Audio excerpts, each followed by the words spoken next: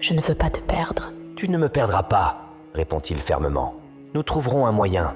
Inch'Allah, tout se passera bien. Assalamu alaykoum, la meilleure communauté. Louange à Allah, Seigneur de l'univers.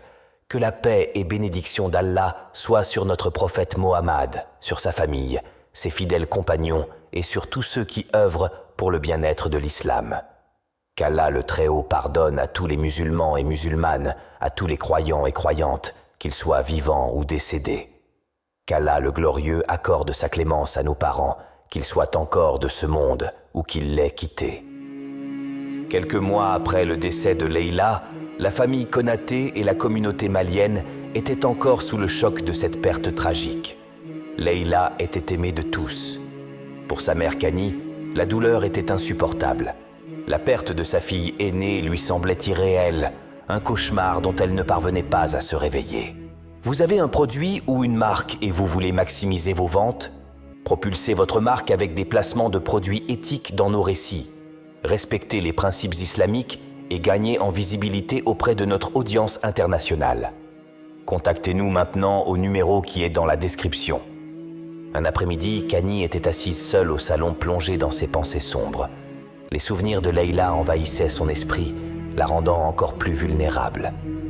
Mia, sa fille cadette, remarqua la tristesse de sa mère et s'approcha doucement pour s'asseoir à ce côté.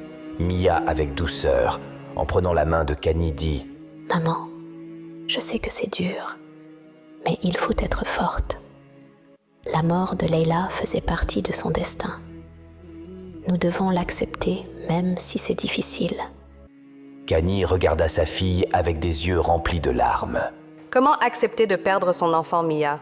Comment continuer sans elle? Mia prit une profonde inspiration et ajouta « Maman, Allah dit dans le Coran, nous sommes à Allah, et c'est à lui que nous retournons. » Sourate Al-Baqarah, verset 156. Le prophète Mohammed, paix et bénédiction sur lui, a aussi dit « Aucune épreuve n'atteint le musulman sans que cela n'efface une partie de ses péchés, même s'il s'agit de la piqûre d'une épine. » Hadith authentique, rapporté par Al-Bukhari et Muslim. Nous devons nous rappeler que tout ce qui arrive fait partie de la volonté divine. Kani, submergée par l'émotion, prit sa fille dans ses bras. Les larmes coulaient librement sur ce joug, mais pour la première fois depuis longtemps, elle ressentit un léger apaisement. Les mots de Mia, empreints de sagesse et de foi, lui apportaient une lueur d'espoir dans cette obscurité. Si seulement nous n'avions pas forcé Leïla à se marier, dit Kani en sanglotant. Peut-être serait-elle encore parmi nous aujourd'hui? Mia serra doucement la main de sa mère. Maman, ne dis plus si. C'était son destin. Et c'est une manière pour Allah de nous rappeler que ce que nous avons fait était mal. Nous devons nous repentir sincèrement avant qu'il ne soit trop tard. Elle poursuivit avec assurance en disant « Allah dit dans le Coran, dis, ô mes serviteurs, qui avez commis des excès à votre propre détriment, ne désespérez pas de la miséricorde d'Allah, car Allah pardonne tous les péchés. Oui, c'est lui le pardonneur, le très miséricordieux. » Sourate Az-Zumar, verset 53. Et le prophète Muhammad, paix et bénédiction sur lui, a dit « Allah tend sa main dans la nuit pour accueillir le repentir de celui qui a péché le jour. Et il tend sa main dans la journée pour accueillir le repentir de celui qui a péché la nuit. » Hadith authentique rapporté par Muslim. Kani, les yeux pleins de larmes, hocha la tête. Tu as raison, Mia. Nous devons demander pardon à Allah et nous engager à ne plus commettre les mêmes erreurs. Mia sourit doucement. Oui, maman. Ensemble, nous pouvons trouver la force de surmonter cette épreuve et honorer la mémoire de Leïla en devenant de meilleures personnes. Kani serra sa fille contre elle, reconnaissante pour la sagesse et le soutien que Mia lui apportait. Ensemble, elles allaient traverser cette épreuve, main dans la main, avec foi et courage. Kani prit une profonde inspiration et regarda Mia avec un air pensif. Ma fille, tu sais, une fois je t'avais surprise en pleine conversation avec ton ami blanc là. Mia fronça légèrement les sourcils. Qui? Tu parles de David? Kani hocha la tête. Oui, David. Il te parlait du dernier sermon du prophète Mohammed, paix et bénédiction d'Allah sur lui, sur le mont Arafat. Ce sermon m'avait tellement touché que j'avais immédiatement compris à quel point nous étions dans une grave erreur. Mia écouta attentivement alors que sa mère continuait. J'ai eu une conversation avec ton père, Oumar, à ce sujet, mais il ne voulait rien entendre. Je ne sais plus quoi faire pour lui. Mia se rappela soudain de la conversation entre son père et le chef du village qu'elle avait surpris. Il parlait de son mariage arrangé avec son cousin Suleiman. D'un ton ferme, elle déclara « Maman, je ne vais jamais accepter ce mariage. » Kani, toujours sous le choc de la perte de Leila, regarda sa fille avec détermination. Ne t'inquiète pas, ma chérie, tu as tout mon soutien. Elle ajouta ensuite « Invoque beaucoup la protection d'Allah contre les pratiques obscures de ta tante, Tata Solution. Tu sais bien qu'elle est adepte des sciences occultes. » Mia, rassurée, répondit « Maman, Allah me suffit. En lui, je place toute ma confiance. » Kani, apaisée, dit à sa fille « Je suis fière d'être ta mère. Je vais parler à ton père Oumar de cette nouvelle bouleversante concernant ce mariage forcé. » Elle sourit ensuite et taquina sa fille. « Alors dis-moi, qu'en est-il de ce petit David ?» Mia, un peu timide et gênée, esquiva la question. Maman !» Elle se leva rapidement et s'enfuit dans sa chambre sous le regard amusé de Kani, qui se sentait un peu soulagée et admirative de la connaissance islamique de sa fille. Transformez votre créativité avec l'intelligence artificielle. Rejoignez notre formation de 3 mois et maîtrisez la création de récits, de voix, d'images et de vidéos. Inscrivez-vous maintenant et libérez votre potentiel. Retrouvez notre numéro de contact dans la description. Afin de nous soutenir, je vous convie à acquérir notre livre « 100 trésors de l'islam, principes du Coran et de la Sunna pour une vie meilleure », ainsi que notre guide « Comment apprendre la prière, la salate et les ablutions, méthode progressive », précieux guide illustré pour les enfants musulmans, garçons et filles, pour apprendre la salate et le wudu. Votre achat constitue un soutien précieux qui nous permettra de continuer à vous offrir une multitude de récits chaque semaine avec la volonté d'Allah. Retrouvez les liens dans la description ci-dessous. Quelque temps après, dans un parc tranquille, Mia et David sont assis sur un banc. Le soleil couchant baigne le parc d'une douce lumière dorée, créant une atmosphère paisible. Respectant les principes et les valeurs islamiques, ils discutent timidement. « Au fait, David, commence Mia en regardant les feuilles qui dansent dans le vent. Tu es toujours si attentionné envers moi. Tu es là pour moi à chaque instant. À l'école, tu rougis de rage chaque fois que tu me vois parler avec nos autres collègues. Mais tu ne m'as jamais dit pourquoi. Bizarrement, tu ne m'as jamais refusé quoi que ce soit. Sincèrement, qu'attends-tu de moi ? David, un peu embarrassé, baisse les yeux en disant « Mia, ce n'est pas le moment pour discuter de cela. Je préfère attendre que tu aies tes 18 ans. Là, je te dirai ce que je pense. » Mia rit doucement, un son léger et mélodieux. « David, tu sais que mon père est capable de me donner à quelqu'un d'autre, comme il l'a fait pour ma défunte sœur Leila. Qu'Allah lui fasse miséricorde.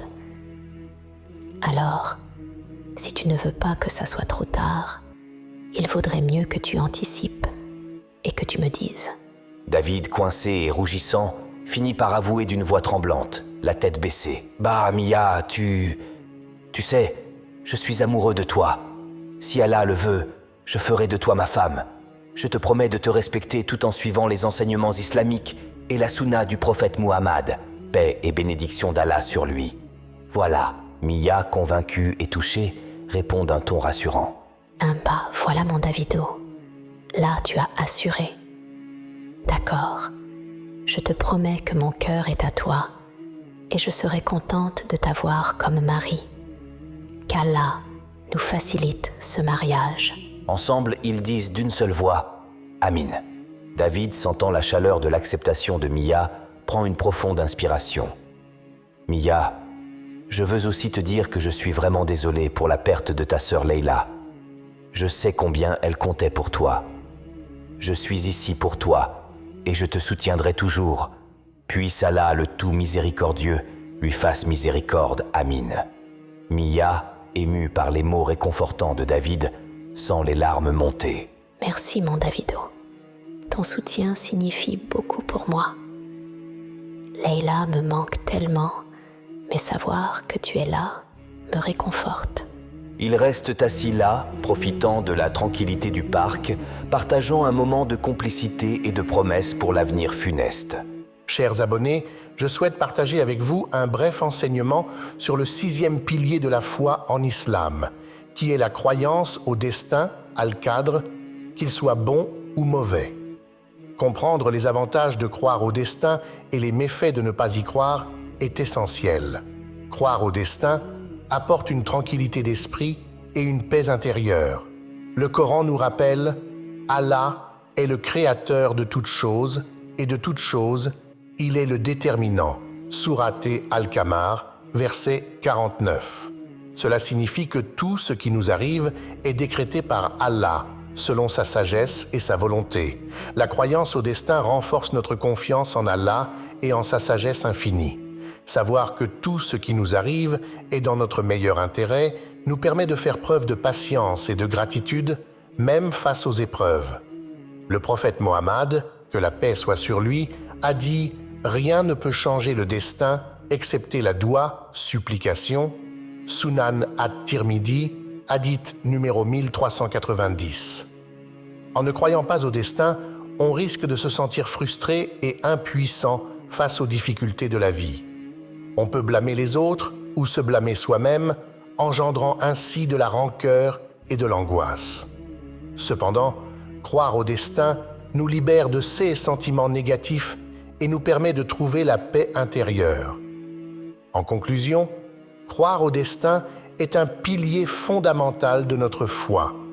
Cela apporte la tranquillité d'esprit, renforce notre confiance en Allah et nous aide à faire face aux épreuves avec patience et gratitude. Ne pas croire au destin peut engendrer frustration, angoisse et rancœur. Je vous encourage donc à renforcer votre croyance au destin et à placer votre confiance entière en Allah. Faites des prières et des supplications pour chercher son soutien et sa guider dans toutes les situations de votre vie. Que la paix et les bénédictions d'Allah soient sur vous tous. 6 longues années s'étaient écoulées. Mia venait de fêter ses 19 ans et avait décroché son bac avec brio. Un soir, alors qu'elle discutait avec David de la suite de ses études et des choix des universités, une ombre sombre s'annonça dans la tranquillité de sa chambre. Une jeune femme dans la trentaine entra discrètement et fit signe à Mia que son père Oumar avait besoin d'elle au salon. « Pourquoi est-ce que mon père veut me voir, Oumou ?» demanda Mia intriguée. Oumou, sa cousine, répondit calmement. Je ne sais pas, mais apparemment c'est sérieux, puisque ça nous concerne toutes les deux. Mia acquiesça. D'accord, cousine. J'arrive tout de suite, Inch'Allah. Oumou, la fille aînée de la petite sœur de Kani, vivait désormais avec les Konaté. Elle essayait de combler le vide laissé par Leila et avec sa foi fervente, elle apportait un soutien inestimable à la famille. Après le départ d'Oumou, David, curieux, demanda à Mia « Est-ce qu'il y a un problème ?» Mia soupira. Je ne sais pas encore, mais avec mon père Oumar, il faut s'attendre à tout. Je vais voir ce qu'il veut et on continuera notre conversation après. David acquiesça. « D'accord, Mia. Mais rappelle-toi, dans une semaine, si Allah le veut, mes parents viendront voir tes parents. » Mia sourit, tentant d'alléger l'atmosphère. « Tu as intérêt, mon Davido. J'ai maintenant 19 ans et tu as déjà perdu un an. » Ils rirent tous les deux, mais une ombre de doute flottait dans l'air annonçant une soirée funeste. Mia descendit lentement les escaliers, le cœur battant plus vite à chaque pas. En arrivant au salon, elle trouva Oumar assis, le visage fermé et grave. Oumou se tenait à côté, visiblement inquiète. « Papa, tu voulais me voir ?» demanda Mia, tentant de cacher son appréhension. Oumar prit une profonde inspiration. « Mia, Oumou, asseyez-vous. J'ai quelque chose d'important à vous dire. » Les deux jeunes femmes s'assirent en silence, attendant que Oumar continue. Il prit un moment pour rassembler ses pensées avant de parler. « Mia, Oumou, vous savez combien notre famille est respectée dans cette communauté. Mais cette respectabilité vient aussi avec des responsabilités et des sacrifices. Mia sentit une boule se former dans son estomac. Que veux-tu dire, papa? Oumar détourna le regard, évitant le regard perçant de sa fille. Mia, ton oncle Sidiki Konaté et moi avions discuté de son vivant sur votre mariage. Aujourd'hui, tu as 19 ans, alors il est temps pour toi de te marier. Suleiman, ton cousin, est un bon parti et il est prêt à t'épouser. Un silence pesant s'abattit sur la pièce. Mia sentit le sol se dérober sous ses pieds. Mais papa, dites-moi que c'est une blague. Tu sais ce que je pense des mariages arrangés. Je ne veux pas suivre le même chemin que Leila et Aminata.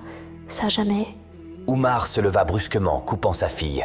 « C'est décidé, Mia, tu te marieras avec Suleiman. » Oumou tenta d'intervenir. « Tonton Oumar, peut-être qu'on devrait… » « Assez !» tonna Oumar.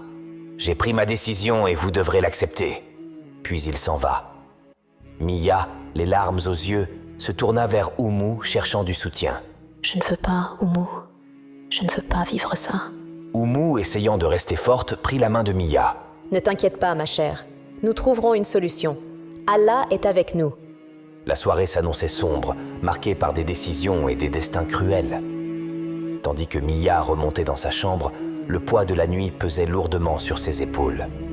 L'avenir semblait incertain, mais une lueur d'espoir brillait encore dans son cœur. Une fois de retour dans sa chambre, Mia s'assoit sur son lit, la tête entre les mains. La décision de son père résonne encore dans sa tête, chaque mot semblant la pousser plus profondément dans le désespoir. Tremblante, elle prend son téléphone et rappelle David. « Mia ?» répond-il immédiatement, sentant l'urgence dans l'appel. « Qu'est-ce qui ne va pas ?»